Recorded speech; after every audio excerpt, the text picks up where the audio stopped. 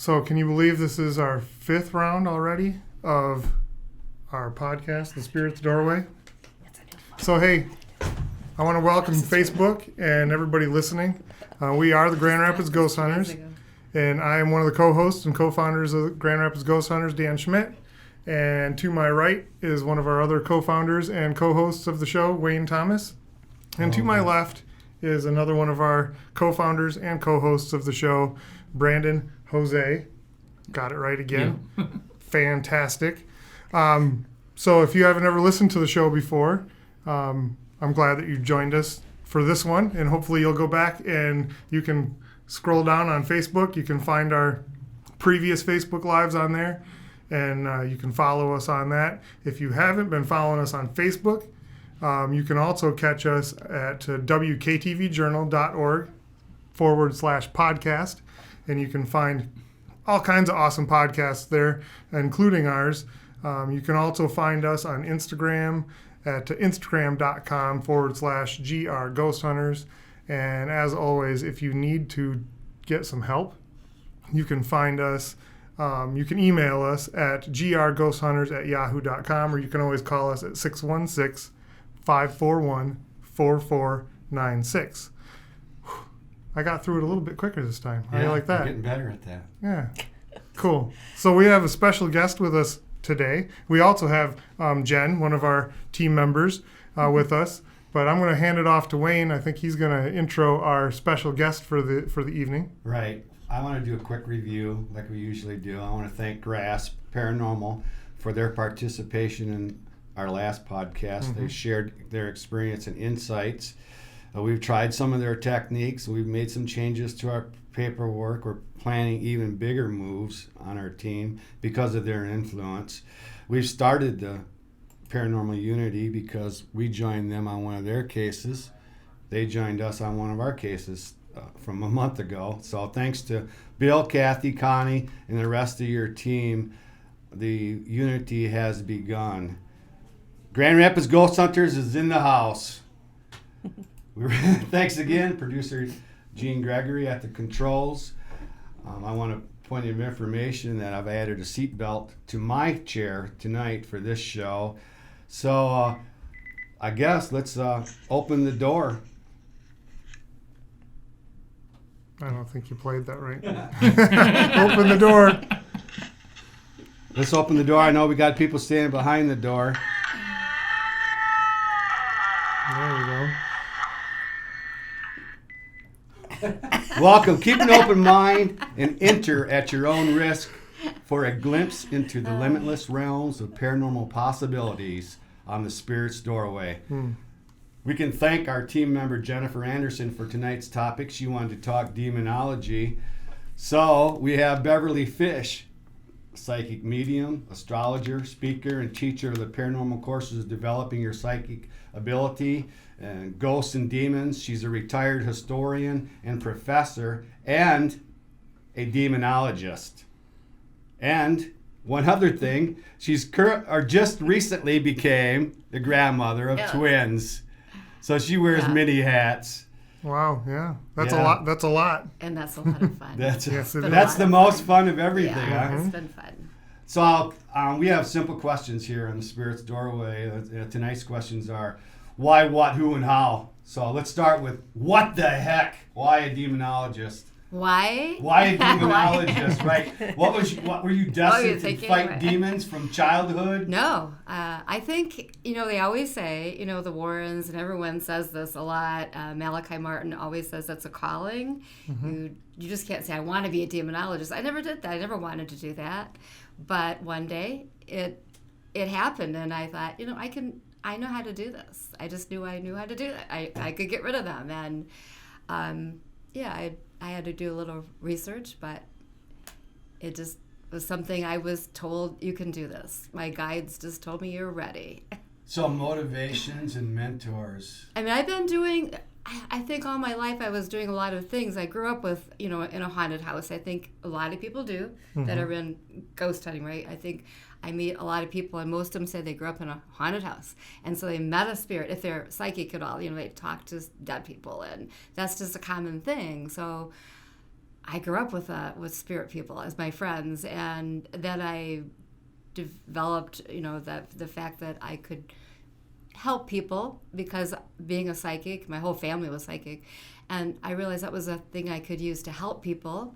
And I encountered a lot of different things as I was going on, reading a lot of things, and then I decided to join a team for a while just to see what ghost hunting was all about. I mean, I didn't have to hunt for ghosts because they found me, but I can't go anywhere without them talking to me.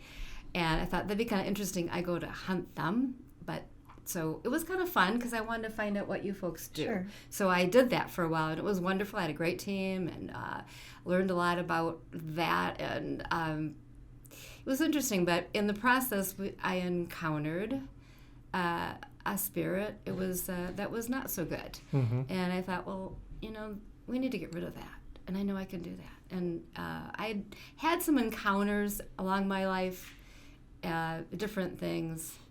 And when I met this incubus, it was an incubus, the first one. We might have to define that. That is a sexual predator type of... Yeah, male sexual predator. Yeah, the incubus. yeah, the incubus, and that's what it was. And I knew it. I mean, I know before I go to a house whether there's something there, So when I was called and said, our team's going to go check on a house, but I would like to kind of have you come because it was a friend of his.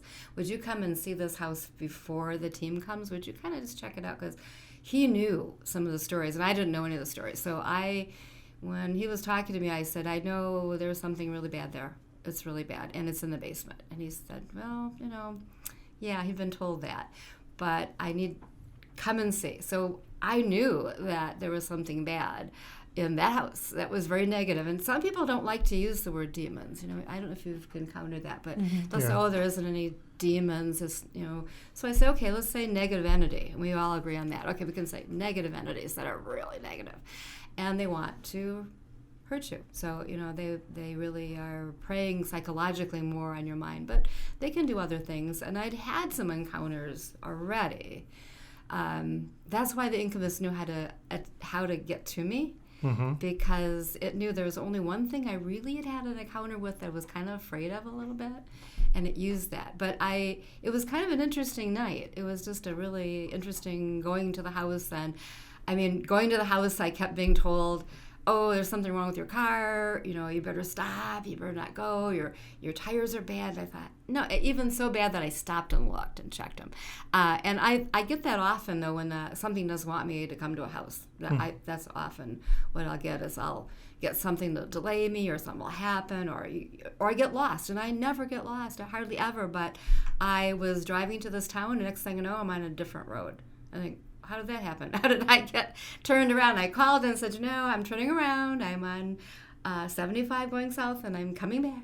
So I went back to this house, and when I got out of the car, I could feel, just, the negative energy. Just like, it didn't want me there. And I could hear it saying, again, get out. You probably hear that a lot, right? Oh, yeah. Get out. Oh, yeah. We have had EVPs and multiple things. recordings. Oh, everybody gets Sure. that. They do that. That's not just negative demon things. That's a lot of angry spirits, so human spirits. Right.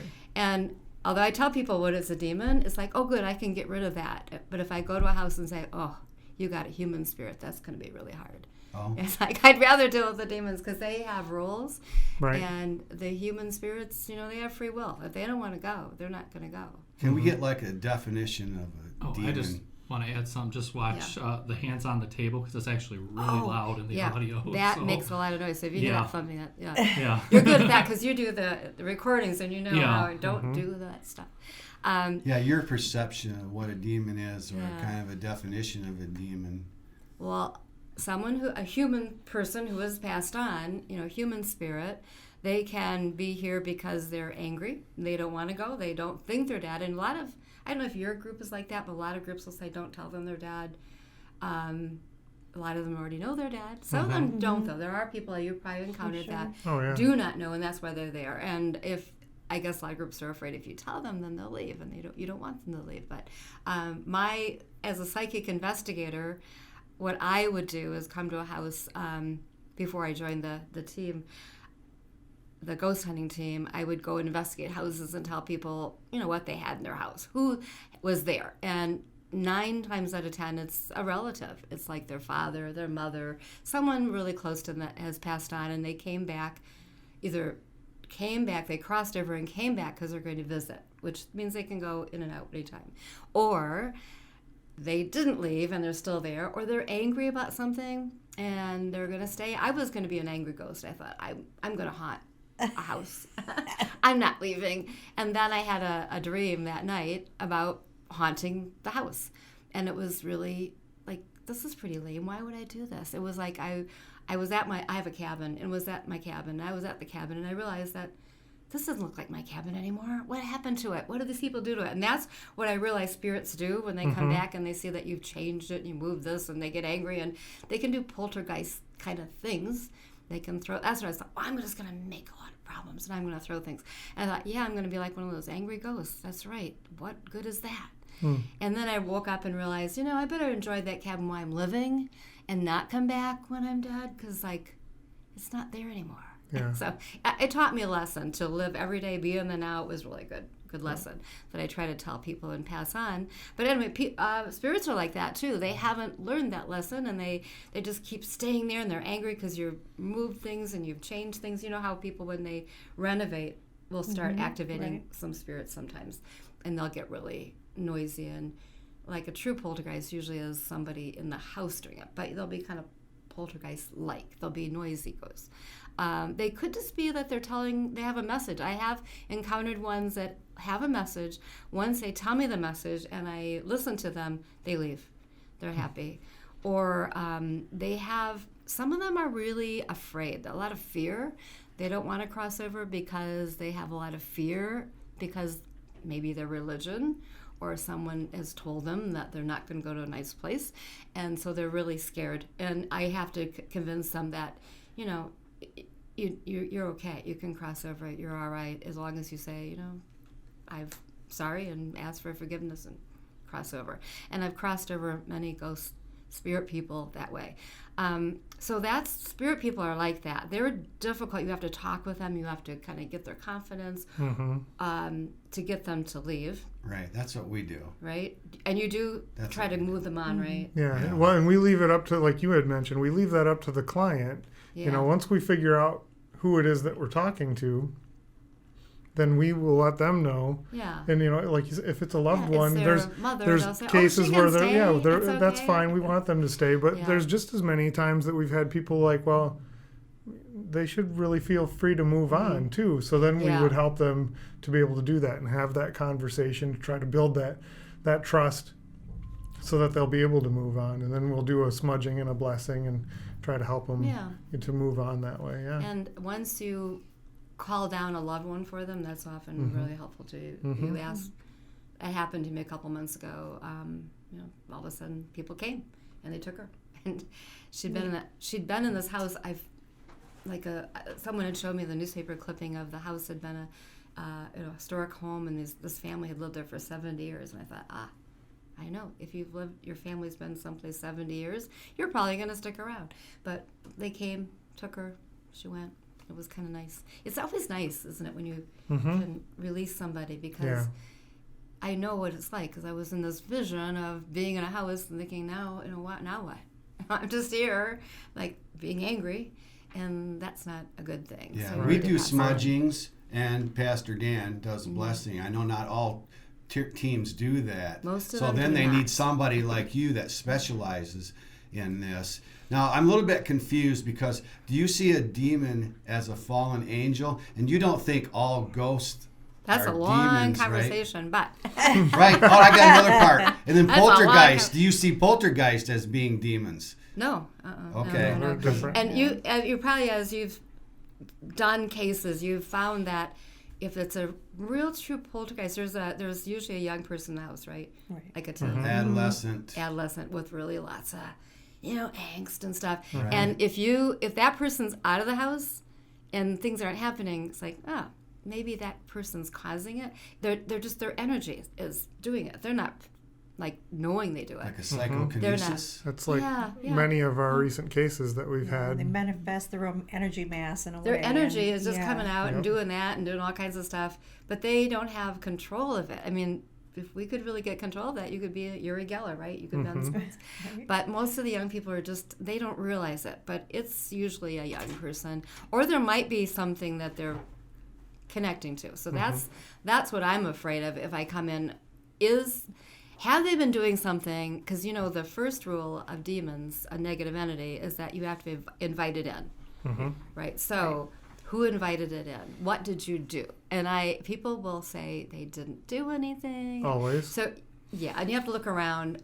Sometimes they'll finally admit it. The thing that scares me, I've had many people invited in through the apps on the phone.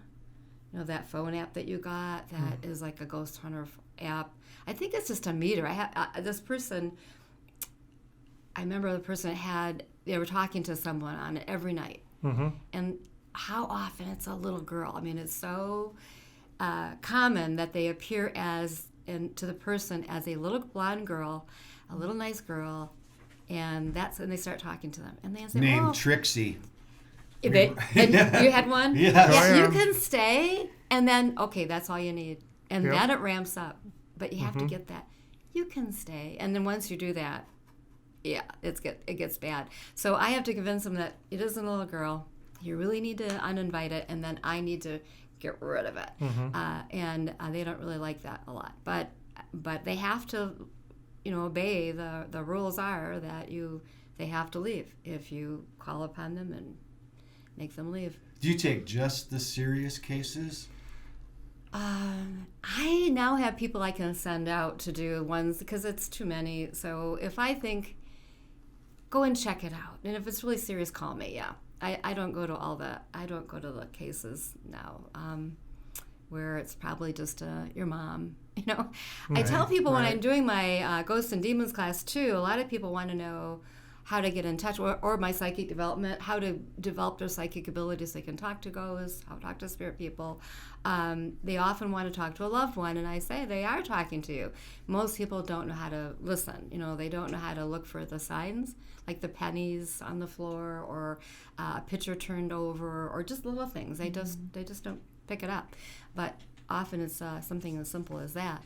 But then if it's a negative energy, it's not going to be telling you good things. It's going to be telling you evil things. So that's the difference. Like, what is it telling? Whoop, hands in the table. What is it telling you to do? Is it telling you to do something very negative?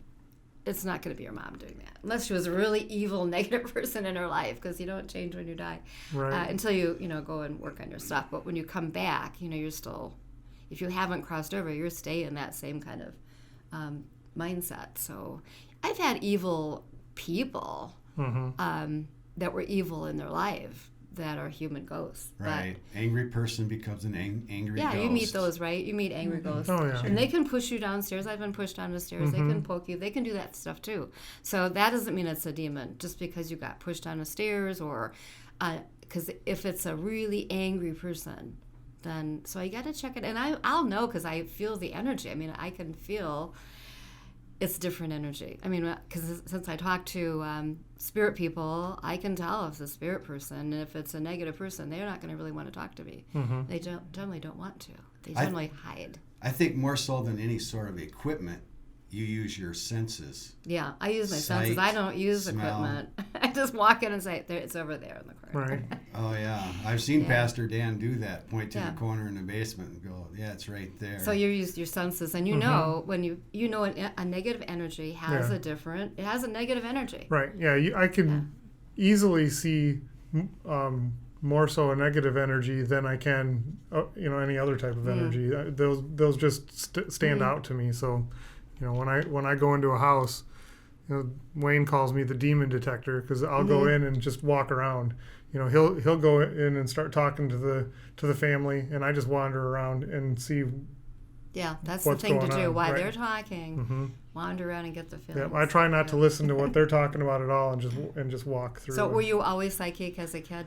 Did you have that Yeah, ability? and actually, and we've talked about it at length on previous ones. I was an alcoholic for several years because of it, because I didn't know how to control it. It kind of took over, and everything. Yeah. I was so open that I couldn't. Yeah, if you're really open, if I did your chart, your astrology chart, I would find out why. Mm-hmm. And that's another thing I do as an astrologer. I realize that I can look at a chart and immediately tell which person in the family they're going to go after, because it's going to be the person most open. Mm-hmm.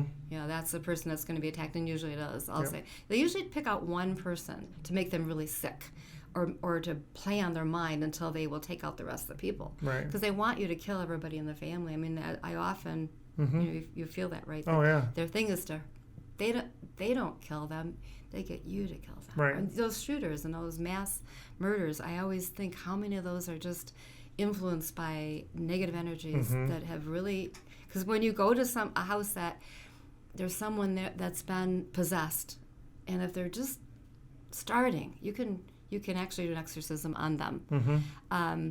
Dr. Scott Peck has an excellent book, just for everybody that's listening. Read his Glimpse of the Devil. If you don't know Dr. Scott Peck, he was back. He's passed on, but so he's a spirit now. But he was an excellent, like a self-help psychiatrist who traveled. He did lectures. He wrote the Road Less Traveled, People of the Lie, a lot of books. And my spirit guide said he wrote a book about exorcisms. And I know it was in the People Alive that he went to some exorcisms, and he was really concerned about that how many people really, of his patients, really were actually being taken over. But I didn't know that he actually became a friend of Malachi Martin's. He actually became an exorcist. He actually did exorcisms, which was really good to know, because that's what my guides wanted me to learn, that you don't have to be a Catholic to do it. Right. The Catholic Church will tell you that, but Right. you don't have to. You just have to be in grace and Yep. a spiritual person. So that's important too. If you're not a real spiritual person, you shouldn't get into this, right? Mm-hmm. You agree? Yeah. Oh, yeah. Absolutely. And I agree with you on the other part of that too. That the Catholic Church tries to hold the corner on that market. You know, they think that that's their thing. The only way to do it. Yeah. But yeah, and it's outside of the Catholic Church. It's really hard to find, I guess, professional training. Mm-hmm. If you wanted to learn more about it outside of that, and they kind of keep a seal on that. They don't let outsiders come in. They don't So, know. yeah. Except they did let Ed Warren. They let Ed Warren become an exorcist. He was Yep. a Catholic, and because of all his work, they eventually allowed him in Yep. to the inner circle. I had traveled a couple times to Connecticut to meet with their group. Mm-hmm. I just thought they were interesting, but it was actually through reading his book and talking to them and realizing that they're the ones that really defined what is demonic, what are the rules they follow, you know, how do you get rid of them. But I think that the problem was that you have to really systematically, when you go into a house, have a plan and how to do it, and systematically cleanse the house. Well, probably, as you know, you have to start and get them out of the house and do a certain. You have to have it all. Yeah, and I start at the furthest point away from the front door typically, and work my way to the door. And work your way through the entire house, and people don't usually do that. And so if it's hiding in any place, you have to make sure you're saging and salting and anointing and doing all, you know, everything, holy water. So you do all four of those. But I tell people, just because I tell you how I'm doing it, don't do it, because they're going to come after you. And if you're not a good person, you can be taken over if you're not strong. Right. And So do you think anybody can do it? Does it take a special talent or disposition? It does. Like if I look at someone's chart and I'm saying, oh, you know, you've got a lot of water signs, you better not be doing this. I mean, I only take on people that I do all their charts and I look at them first and I know that they are not going to be possessed or taken over. Although that doesn't mean they won't be, because sometimes the ego, you can't have any ego. Right. They'll work on your ego, and then you have to stop. You have to get out. You know, I read that book by Samantha Harris. She was a great help to me, because when I was working on the incubus, I was thinking, because I had been working with a family that had a really nasty entity, and I could not get rid of it. And I tried doing everything, but she was the one that said, have you tried having everybody in the family do it?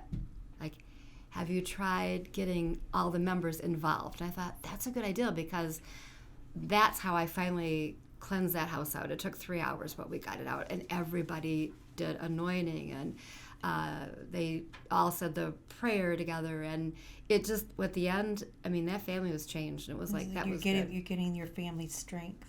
Yep. And the family Passed just, through you. because that man was, every time I saw him, he was like getting closer to death. I thought, if I don't get rid of this soon, he's not going to make it. And so I remember thinking, there must be someone that can tell me, like, what am I not doing right? And I remember in those days we had newspapers in Ann Arbor. I remember picking up the Ann Arbor News because I live in Ypsilanti, and I saw, oh, that's what I need. It said demonology talk today. It was like in an hour. I thought, oh, I have to go there. And it was Samantha. She was had published her book, and she was presenting it at Barnes & Noble. And so I ran down there and I said, you have to help me. What am I doing wrong? I've been working and I can't get rid of this. And she said, read my book. And I thought, Right. Okay. I read her book, and that was the secret. Fighting malevolent spirits. I know she stresses that getting the family involved, and she says this is what you want to carry into an investigation: strength, courage, faith, love in God. Yeah, And you have to have a lot of faith. And If you know involving faith, that family, getting that family to do the prayers. That's Yeah. kind of what we've been focusing on, is we want to empower them, because I can pray for them all day long. Pastor Dan can pray for them all day long, but unless they want to pray and take back their home, we're just spinning our wheels. Yep, that's what you need to realize too when you go in. If they're saying, or they might say they're going to do it, but they're not. You kind of watch them. We were in Tennessee in a case, and I remember we just went down. It was a really, really evil case. It involved Satan worship or something. So we went to this trailer because there was 2 children. They were babies, and I said, we're going to go. We're going down there because they couldn't find anybody. They're in the middle of Tennessee, and so we went down this house trailer, and I had everybody doing the rituals. Like I gave, people, some had the oil to anoint, some people had holy water, but this one woman just couldn't say the prayer. I mean, so you have to watch that. If they're stumbling and it just won't come out. And my teammate said, are you noticing that? I said, yeah, I'm noticing that. Let's watch her. So as they went through the trailer, we started cleansing. But I thought, it's not going to work because it's this person. And she got to a certain a room with a big mirror, and I said, I want you to put a cross on that mirror. And she couldn't do it. She could not go there. She just broke down in tears. And I knew, we got to do an exorcism right here. And so we did. We just got her, and she just broke down, though, and said, I've been doing blood sacrifices, I was like, Great. That's the thing you don't tell us. And that's what you'll probably find, right? There's always something they don't tell you. Even when you sit down and you interview, you kind of think, okay, what are you not telling me? Because then it might take a couple of visits before they say, and then that happened. And I go, you didn't tell me that. That's a key thing. So sometimes it's really hard to pull it out. And they'll say, well, my son was, playing with a Ouija board, but, it's no big deal. I mean, I know one house I came in, I probably shouldn't talk about some of these because I know that I'll go to houses. Right, I don't, no names, no names, addresses. And this might be, but there are times when you will find that people have done, you see them, they'll have things on the wall, they'll have ritual stuff around. You have to be really, when you walk in a house, look for, do they watch a lot of horror movies? Mm-hmm. Do they collect a lot of stuff? I mean, we're a house that we just recently did. They went on the internet. There's an internet site, kind of like a dark site, where you can get possessed objects. Right. Yeah. And they were buying that. I said, and so you asked me to come in and get rid of stuff? When you're doing this, I mean, it's like you said, it's not going to work unless you are willing to get rid of that stuff. It's not going to work. Well, we had a case recently that we actually just met with the client yesterday to kind of close up the case, and I wouldn't go so far as to say that they hoard. Mm-hmm. Oh, it's close. Demons love hoarders. So you go to a hoarder house. They have a lot of stuff from the past that they haven't been able to let go of, and it's attached to all of this stuff. And we told them, we're like, you need to clean the house out of the stuff and the negative energy that's in there. And the only way to do it is to purge. You need to get rid of all of that stuff. You can't hold on to that and expect us to be able to come in and your help you with saging's that. not going to help It's because not- you kept all that stuff. and it's got, there's no know, way you can get it to You can't. to get through all of You that can't salt a stuff. place when No. it's up to here with papers Yeah. and stuff. Yeah, I've that's a problem. So Mm-hmm. yeah, anytime you feel harder, just know that you've got to work on there, and that's a real issue too. That's a Right. psychological disease, so it's like really hard. It's almost hard, impossible. So you actually are doing the things that I do, really. Yeah, sort of. I don't think we don't do exorcisms. But Nope. Right now we're talking about who do demons target, and I think the weak and the ill, they capitalize on alcoholism, Alcoholism, yeah. Substance Anybody has abuse. anything, substance abuse, sexual abuse, domestic Yep. violence, anxiety, meddling in the cult. You mentioned Ouija That's a boards. big one. That's the Ouija boards alone are not evil. It's intent. So I Right. always want Right. to say that.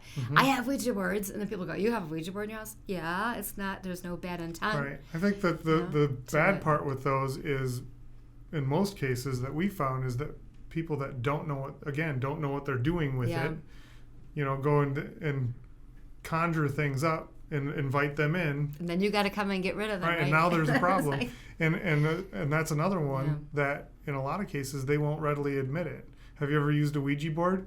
Well, no. No. Nope, we've never had one We don't here. have one. And You then down the road you hear, sure? well, we did once, but it was just the one time. And We Yeah. made letters out of paper. We used just a glass that- out of the yeah, cupboard. that's but we not a didn't use Ouija them- board, right? Right. Yep. Yeah. yeah. One time we found one in the closet. I Yeah. think they were trying to hide it from us in the basement. I watched my friends do it, but I didn't put my finger on the glass or. Yeah, they'll do you all know. these things, Oh, yeah. and they'll want you to help them, but yet they'll say, "Oh no," and I go, "No, you've done something. You invited us in. I know this. There's something in your closet, and you invited that in." How It's about t- yeah. locations of mass death or despair? Do you think that attracts demons or dark energy? I stay away from those places. I know because- battlefields have residual Oh, energy. I went to Gettysburg twice, and I won't go back. It was too bad. It was too hard on You me. see all kinds of things and hear Too bombs hard on and me. stuff. Just people crying and dying, and Oh, wow. that's so hard on me. Yeah. Yeah. Like if you're psychic, you pick all that up, right? All that death and dying, and you want to just go and start sending everybody up, and Yeah. it's really hard. It's very hard, and some is just residual. So it's not. There's no one there, but all that leftover energy. Like it'd be nice if we got a whole bunch of teams together and just sort of cleanse that place. Right. Wouldn't that be nice if you just had every holy That would water be and cool. sage and just cleanse the whole battlefield someday? Yeah. And Eastern Market. I'm going to put this out there. Anybody want to cleanse Eastern Market?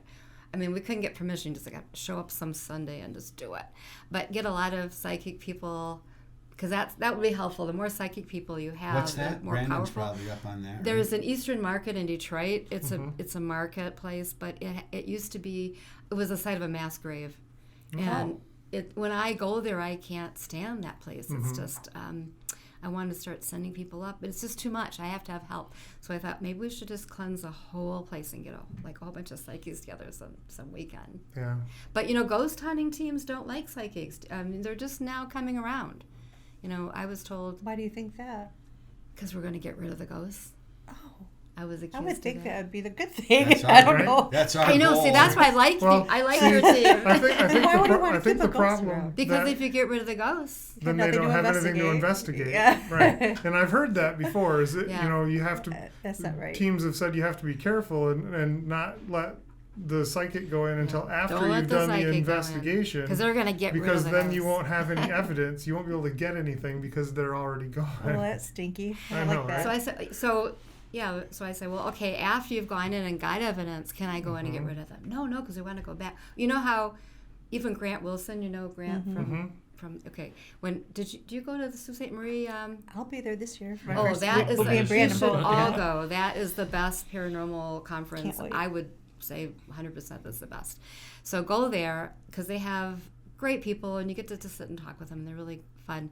And I talked with Grant and I told him about, Michigan has a problem because that was one of the things that why he quit the show because they were getting Hollywooding up the shows and they were, they're all big like Zach and they're not doing anything to help except Paranormal State did do that. They're the one that did try to help people, but the rest of them, you don't see that. They cut. TAP said they did, but you don't see that part. Amy Allen brings in, after she leaves, she brings in people. Right. Her big talk last year was, why can't shamans, psychics, and so I have a shaman I work with, shamans, psychics, all these people, ghost hunters work together. But we can in Michigan. I was telling Grant, he was going to talk and give a presentation. I was so proud of him because I was telling him how everybody, if you've noticed it in Michigan, a lot of people own different places. And the good thing I've come to realize, if like in Saginaw and different places, if a ghost team didn't really help lead like group investigations there, then they wouldn't be getting money to renovate and help keep those things going. Right. But yet, in a way, like the Howell Opera House and all these different places you have to go through that team. And I realized then if you didn't have a team organizing the hunts there, then it would become chaotic, so you need that. So it's been hard. It's the back and forth. I know that the place down the Willis Inn by me has an excellent ghost team. So they do all of the investigations there. So they're organized. People are in groups. They're actually learning about equipment. They're teaching people, or they have a group come in and they just help them. They might bring your group in and you could just do a hunt with them, supervising. And the money that they pay go to help the people that own this house that they're going to make into a haunted bed and breakfast. So that's really great. And I'm really good friends with the people that own the house, and it's so hard to, not get rid of some, let them release people. Sure. But I promised I would not do that. But then I also think, if they actually, and I've talked to some of them, and they don't want to go, actually, so I'm really okay about that. And that one, they're happy the place is getting renovated. They really like the people that bought the house that are making it into an inn. The guy in the basement, who's an old Purple Gang member, he doesn't want to leave, so he's happy. He's not going to leave. I mean, if I did tell him he was dead once, and he got mad and didn't believe me, so okay, fine. I was just mad at him one night. So yeah, we ask them sometimes. Yeah, we ask them if they know they're dead. Yeah, because that's important. I mean, it is. That's one step, I think. It's like, you're dead. I mean, you don't really have to be here. First step, right. When I see kids, that really bothers me. I don't like kids being stuck ever. Yeah. So I release them whenever I find kids. I can promise adults, but I'm not with kids. Our mission is to help families, especially those with children who are distraught. And I mean, we've had cases where we couldn't even meet the people at their house. They wouldn't take their kids back to the house that they just purchased, right? Yep. And I think any team that doesn't go the full yard like we do, that go with the smudging and blessing, needs somebody like you on fast dial that they can get a hold of. I know Samantha does not investigate her. She had to take a little break because cases. she's now, she's now a mom. She's a mom now. So she's taking a little break, Right. but she still speaks. She's still, I saw her last summer, and she's just travel and speaks occasionally. So what are the tools of the trade for you? Do you like to use St. Michael's, the Archangel? Yeah, I think I always tell people, if you have a problem and you feel scared, just you call on him right away. He's got me out of a lot of tight squeezes. I know Jennifer has that on a nice little card that she uses with her smudging. She likes because the Archangel is fighting the devil. That's what that's his thing. Right. And before he was called that by the Catholic Church, he was here anyway. Right. Yeah. So they preclude the Catholic Church. I mean, there was always demons and the fallen angel people. That goes back to Atlantis. And I'm doing a lot. Sure. That's a whole nother lecture. Well, but you can see examples in the Bible of people being demon possessed and being freed of that, and that was way before there was anything considered the Catholic Church. So they hadn't set, but that's what Jesus came to do. Right. And angels and demons. He was an exorcist. They were never human. He was an exorcist, and that's why if you have a faith and you believe, I tell myself or tell people I'm not really a religious person in like an organized religion because I transcend them all, and I believe in Christ just personally, His work. And that's what I believe in. I mean, I follow what he actually did, not how they interpreted him later. Right. So I know I'm trying, because a lot of people say, "Oh, you can't say that." Well, I have read the Bible as a kid, and I was like really appalled, thinking, "Whoa, there's a lot of stuff in here. This is X-rated." So it's kind of interesting if you read it, like like that. Oh yeah. And I think, okay, you got to cut stuff out. It's historical record. It's a lot of stuff. But then you think, what is really it all about? When you go to when you get to the New Testament, and you get in there and you start reading, you realize he came back to make everything better on the world, and that's what I believe in. And he was an exorcist, and he was trying to get rid of demons, and he knew they were already here. And St. Michael was the one that you tapped into later. I mean, the Catholic Church has explored this a lot. I mean, they might say they don't believe in paranormal. Catholics have the best they prayers. Know all about I'm paranormal. not Catholic, but they have the best prayers. Yeah. I like the prayer of St. Francis when I'm going into smudging. You know, I want that power of peace. I want to deliver that peace. I want to be a conduit for the light. But I try not to get too hung up on vocabulary, because I know demon started out as a good word. It was a good thing. It was a good word. So. And then it changed somewhere when it went to the English language, became a bad thing, malevolent. Yeah. So I don't try to get hung up on that. But now, back to the tools. You bring salt. I heard you mention salt. Yeah, I have sage. blessed salt, and I have blessed, holy water, and I have my anointed blessed oil. And saging is the thing about saging. I always tell people, sage your houses, but it's not going to get rid of anything. But it's not a bad thing, because you need to get rid of the residual energy first. Right. Because if you have that laying around, how do you know it's you haven't really done an entire job. Right. Get that negative energy out. You're just getting rid of the negative energy. So when people sage a house or sage an apartment, if they have a negative energy, or a human person, it's not going to get rid of them. That's interesting that you say that. So what is it that's going to get rid of them? The prayer? Salt, the holy water, and the anointed oil, and the intent behind them. So it's the intent. I could take anything and say, you're going to do this and it's going to work. But because those three things people believe in, the church has used those. Think about the Catholics. They always have incense. They have. It's the faith behind the symbolism of those items that people believe in. Right. And the faith of the people that you're helping, that what you're doing is going to help, and that they're putting their trust in you and in God, or whatever they're believing that's going to work. Their intent is just like the people who are doing the Satan worship. Their intent is evil, and that's pretty powerful. So if you take that intent and you make it for the good, it's pretty powerful. And you have the whole family doing it. That's pretty powerful. Right, the whole family. Yeah. That's key, and I know that's what Samantha talks about too. You and I talked about that on the phone. I once told the ghost that I had empathy, and then we heard back, why? I mean, they had me there. I'm like, okay. No, I don't know why. Because I'm supposed to have empathy. That's why. Right. Like in life, he would have said that same thing, right? That person would have said, why? Right. So you got what kind of person that is, right? Yeah.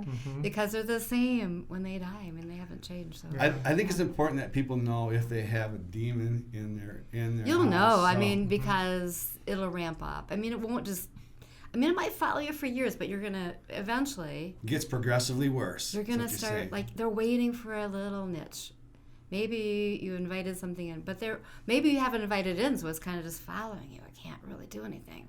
They're waiting for a day when you're just like down and out, like these people that talk to the little girl. Like, oh, come on in. Or they're waiting for like a night when you really got drunk and you're hitting bottom, and you just say, I need help. And they say, I can help you. Yeah. Okay. I mean, they wait for that. They wait for that. And then once they get there, they start ramping up. And the people know. I mean, they'll say, I keep getting a lot of depression. I'm getting more and more depressed. I can't. And you'll watch. They'll stop bathing. They'll stop taking care of themselves. The person that's targeted will start getting sick, like really ill. And that's why almost when it's too late to call someone. But no, it's not. I mean, that's when I'll come in, because that's when I can help somebody, when they really, I know what it is then. I know it's not a human spirit. Right. What separates the demon from the human spirit? Now, you might get smells, but you're not going to get the fruity smells. You're going to get sulfur, rotten egg smells. Really bad smells. You might hear growling and a lot of growling. You hear they try to growl at you a lot because they think you're going to get scared. The only thing they thought that I was scared of was the dogs of hell, because I had seen those, and I had an incident with them.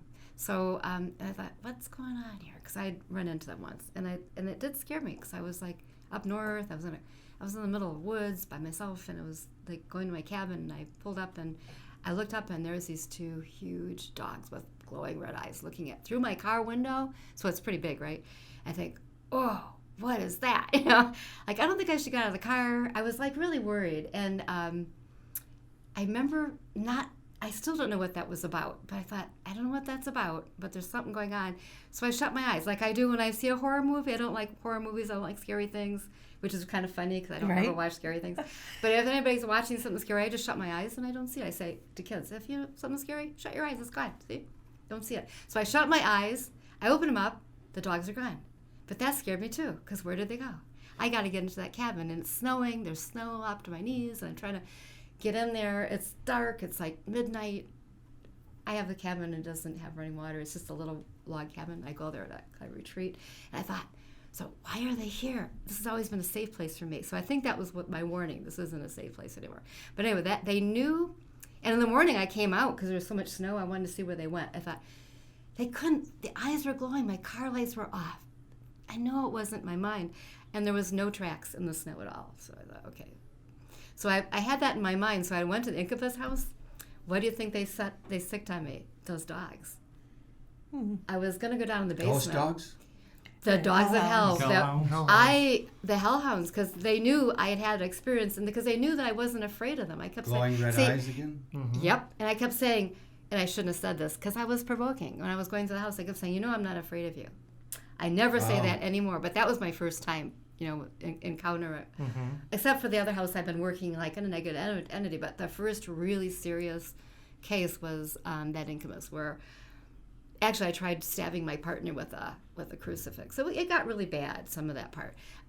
It was like really bad. It started getting a hold of me, and it started trying to take me over, and I had to fight it off. And I did, and I, because he had me carrying a crucifix, and I said, that's something I don't believe in, because that's death, not life, So it's okay, but the intent's not there. But I'll carry it if you feel better.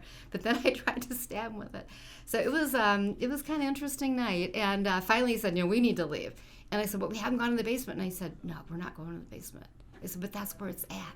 We got to get it. And he said, no, we're coming back another time with more people in the daylight. And I thought, that's probably good advice, but I still wanted to go in the basement. So I started to go down there, and I heard this, the panting of dogs, and I heard their feet, and I looked down, and coming out of the basement were these dogs with their glowing red eyes. And I thought, they knew. They looked in they must have known, because they know they can't read your mind, but they know what's happened to you. Right. And they knew that I had that encounter up north with these dogs, and I was scared. They thought, we know what can scare you. And they knew it. And I thought, darn, they got me too. And I started to fall. I was so scared. Instead of going back, I started to go forward. And if my partner hadn't grabbed me and pulled me back, I would have fallen down those stairs. So that was kind of an interesting night. I'm writing a book about that one. Okay. That's my first one. Glowing red eyes, definitely not a good sign. Footprints of the hooves or claws. Black eyes, red eyes. Black eyes, too, not a good sign. We do a thing called Final Thought, and we're actually getting close already. So, okay. And I want to get into mine. These guys may be ready because we've done this before for their Final Thought. But my Final Thought is I wear right around my neck here, and I'm holding up a necklace. It's a medallion. It's the shape of a shield. It's got a cross on one side, and then on the other side, it says, it's the full armor of God, Ephesians 6:11. And so this is a message. My wife bought this for me because I would give this message to the team members sometimes on some cases. This is a full armor case, and they've heard that before. So Ephesians 6:11, I know you get your strength from Saint Michael, but mine comes from Ephesians, and my message is to be strong in the Lord and God's mighty power. Put on the full armor of God, right here like it says, so you can take your stand against the devil's schemes. That's what it's all about. That's what the Ephesians is about. Stand firm with the belt of truth and the breastplate of righteousness, and carry with you goodness, decency, justice, honesty, and honor. Walk with the gospel of peace and the shield of faith to extinguish the arrows of the evil one. Wear the helmet of salvation that you might be delivered from harm. Carry the sword of the Spirit, which is the Word of God. The Word of God is your best defense and your best offense. Train your brain to handle the sword. Learn to wield the sword of the Spirit. Learn to wield the Word of God. On one of these full armor cases, a meek little frightened 4-year-old girl says to me, she was deathly afraid of the dark. She says to me, the man is going to get her. The man is ugly, and you can't take away the dark. Now, I accepted that challenge, and that is my mission. And both of these guys were on that same case, and they both accepted that challenge at the same time. That was when Grand Rapids Ghost Hunters. That was the birth of the group. That was the birth of the group. So that's my final thought. You might think that you can't take away the dark, but with people like Beverly Fish working at it, and other people like these guys that are dedicated to it, I think we can take back the dark and bring the light to the world. So that's my final thought. Yeah. So similar to you, you wear your cross on your necklace. I have several of them. Don't take your shirt off. permanently inked on my body, so I don't have to carry one around separate. But always, carry that with me, and even more importantly, Jesus. Just knowing that He's with me, and I have, that faith in Him that He will keep me safe, and the confidence in Him that He can free people from whatever it is that's oppressing them. And there's nothing I can do, It's always through the strength of Jesus that we are able to do any of the things that we do that help these other people, and just knowing that He's with us. The other thing I would say is, for people that aren't prepared for it, like Beverly, like you had mentioned already, call somebody and get help. Don't try to face these things on your own. If you're not ready for it, and even if you think you are ready for it, we've seen people both, in groups that are on the Hollywood stage that have been on TV shows, and in other cases where, they've left the profession because of these, these evil spirits, these demons that have negatively broken up their marriage. Yeah, broken up marriages and affected them negatively, and changed their whole lives. One of your old teammates from your old group, he's kind of dropped off the face of the earth because of what he's encountered and things that he took home with him. And just be careful. If you think it might be over your head, then it probably is, and you need to get help. Yeah, good point, Pastor. I know Jesus, that's where I look for protection and to close any portals. Yeah. That sometimes I think we can open portals by accident. So at the end, I always say, in case we all happen to open some up, Jesus, please close them behind us. Yep. Yeah, good point. Yeah, and like for me too, my faith is a big thing. And I mean, even like you can have like the tools you were talking about, those don't mean anything if you don't have faith in what you're doing, if you don't have that confidence. And for me, that's, my belief in God. And those are just tools that He gave to us to use to combat it. But if we're going in and we're just, burning sage, I mean, if we don't have that belief, it's just something that stinks that's burning through the house, Right. So that's all I got to say. For me, I think it's keep your spirit clean, keep yourself healthy, spiritually, mentally. Don't invite things in that, if you have a bad thought, you don't know where it came from, shove it out as fast as you can. Be a good steward, and mostly to yourself and also to your family. And also remember that demons essentially are weak. You're stronger than they are, so you could always fight them. Yeah. They've never been human. And I think We are human. It's interesting that you say that, because we've often told people too that, when we go into a house, and we've had ones where the couple's fighting constantly, and things are just, and we ask them, like, where do you think that's coming from?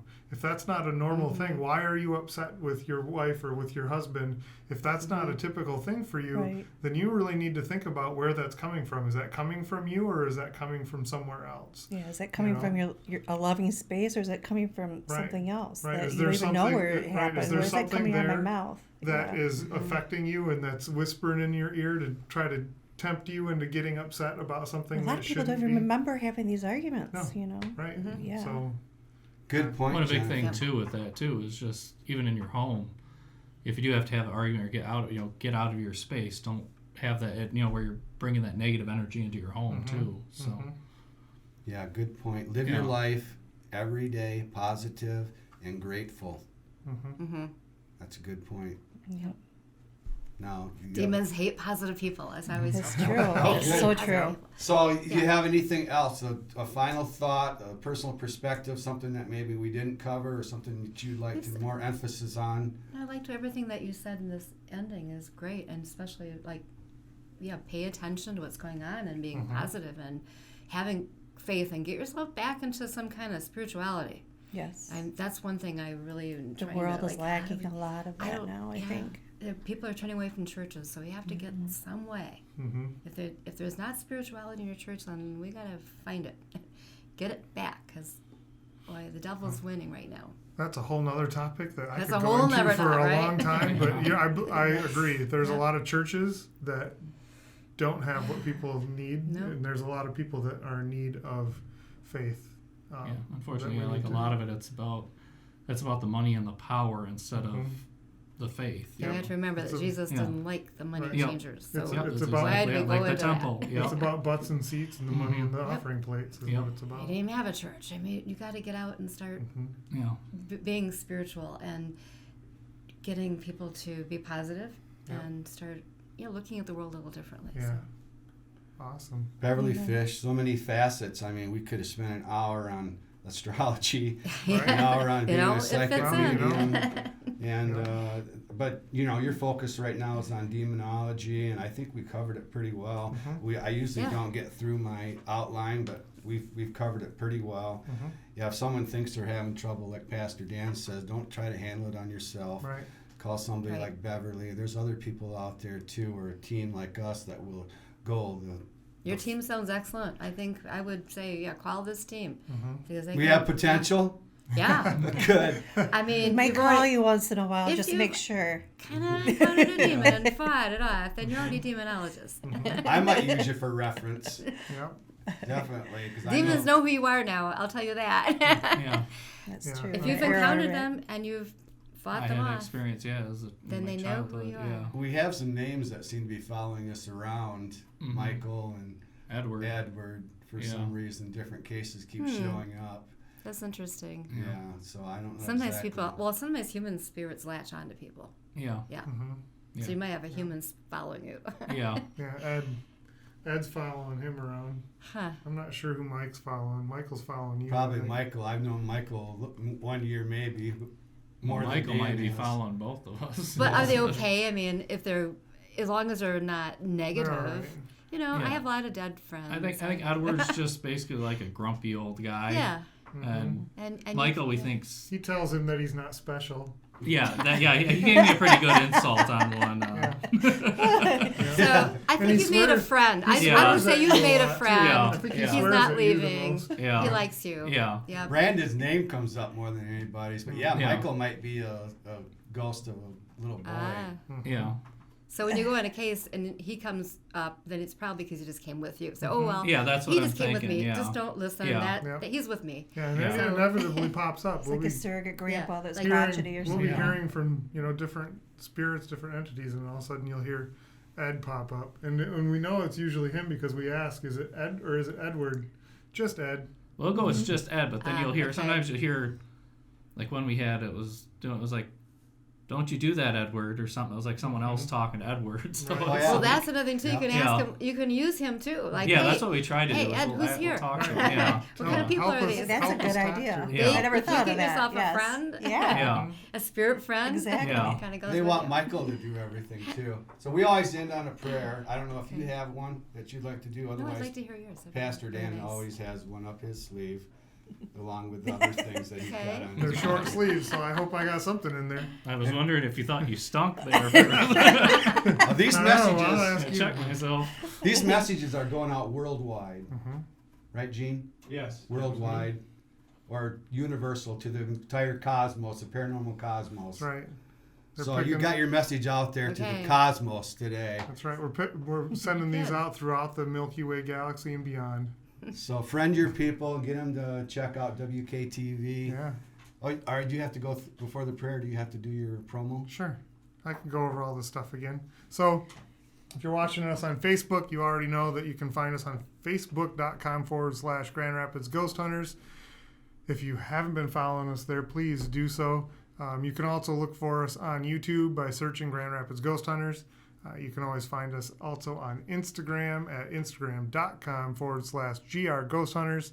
And if you are watching us on Facebook and haven't checked us out on the journal, go to wktvjournal.org/podcasts, and you are going to see a whole ton of podcasts of all kinds of different topics.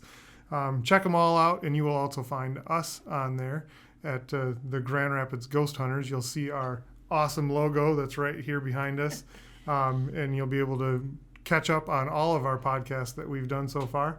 This is our 5th installment, and we are going to keep on doing them. So I appreciate everybody that has been tuning in and checking us out.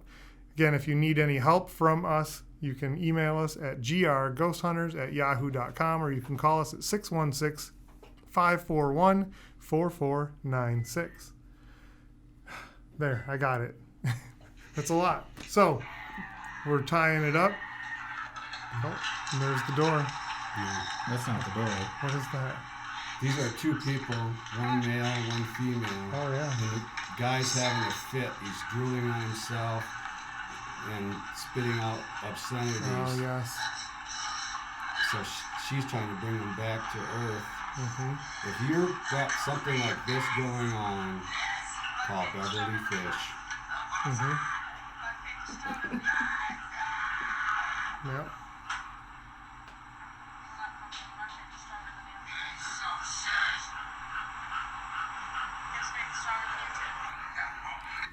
That's what we're Perfect. praying for today. There you go.